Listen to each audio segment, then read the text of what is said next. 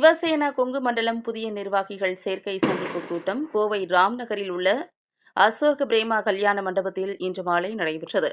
இந்நிகழ்ச்சிக்கு தேசிய விலங்குகள் பாதுகாப்பு சங்க தலைவர் விகாஸ் முனோட் தலைமை வகித்தார். சிறப்பு அழைப்பாளராக சிவசேனா மாநில துணைத் தலைவர் எஸ். பூக்கடை ஆனந்த் கலந்து கொண்டார். அப்போது அவர் செய்தியாளர்களுக்கு அளித்த பேட்டியில் கூறுகையில், கோவை மாநகரில் மட்டும் பல்லாயிரக்கணக்கான மாடுகள், பிராணிகள் வீதிகளிலும் கடைகளிலும் வாகன நெரிசலிலும் அடிபட்டு உயிரிழக்கின்றன. இது பற்றி தமிழக அரசு கவனம் கொள்வதும் கிடையாது. இதை பற்றி செவி சாய்ப்பதும் கிடையாது. இதனால் இந்து அமைப்புகள் சார்பாக கோவை மாவட்டத்தில் கோசாலை ஏற்பாடு செய்ய முடிவெடுத்துள்ளோம்.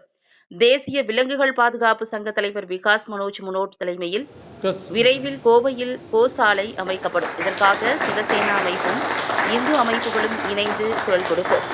தமிழக அரசு இதனை உடனடியாக கவனத்தில் கொண்டு அனைத்து பிராணிகளையும் காக்கக்கூடிய அமைப்புகள் செயல்படுத்த வேண்டும். இதனை பணத்திற்காக செயல்படுத்தாமல் சேவையாக செயல்படுத்த வேண்டும்.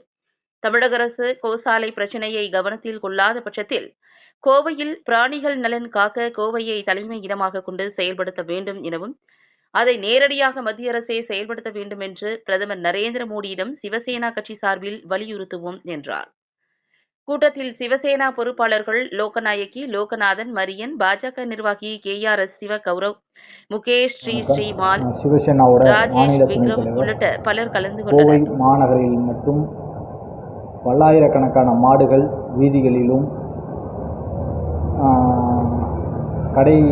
கடைகளிலும் வாகன நெரிசலிலும் அடிபட்டு பல மாடுகளும் பல பிராணிகளும் உயிரிழப்பு நடைபெற்று கொண்டிருக்கிறது. இதை தமிழக அரசாங்கம் கவனம் கொள்வதும் கிடையாது. இதை பற்றி செவிசாய்ப்பதும் கிடையாது. அதனால் இந்து அமைப்புகள் சார்பாக இன்று நமது அன்புக்குரிய சகோதரர்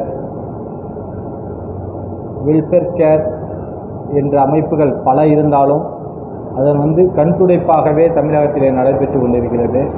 இதனால் தமிழகத்தில் உள்ள அனைத்து இந்து அமைப்புகளிலும் இன்று தொடர்பு கொண்டு கோவை மாவட்டத்திலே ஒரு கோசாலை இந்து அமைப்புகள் சார்பாக ஏற்பாடு செய்ய இன்று முடிவெடுத்திருக்கிறோம். அதற்கு விகாஸ் மோட்டோஜி அவர்கள் தலைமையில் இந்த கோவை மாநகரத்திலே மிக விரைவில் கோசாலை அமைக்கப்படும். இதற்காக சிவசேனா கட்சியும் மற்றும் அனைத்து இந்து அமைப்புகளையும் ஒன்று சேர்த்து இதற்காக குரல் கொடுப்போம் என்பதை இதன் வாயிலை தெரிவித்துக் கொள்கிறோம். அது மட்டுமல்ல, தமிழக அரசு உடனடியாக இதை கவனத்தில் கொண்டு மனித ஜீவன்களை மட்டும் காக்கக்கூடிய காவல்துறை போல் அனைத்து பிராணிகளையும் காக்க வேண்டிய வெல்ஃபேர் கேர் நிறுவனங்களை உண்மையாக தமிழகம் முழுவதுமே சோசியல் ஒர்க்காக செய்ய வேண்டும். காசுக்காகவும் பணத்துக்காகவும் பல சோசியல் ஒர்க்குகள் விலை போய் கொண்டிருக்கின்றது என்பதை தெரிவித்துக் கொள்கிறோம். தமிழக அரசு இந்த கோசாலை பிரச்சனைகளை கவனம் கொள்ளாத பட்சத்தில் இப்பொழுது கோவையில் மட்டும் முக்கியத்துவமாக பிரதமர் அவர்கள் கவனம் செலுத்தி கொண்டிருக்கின்றார்.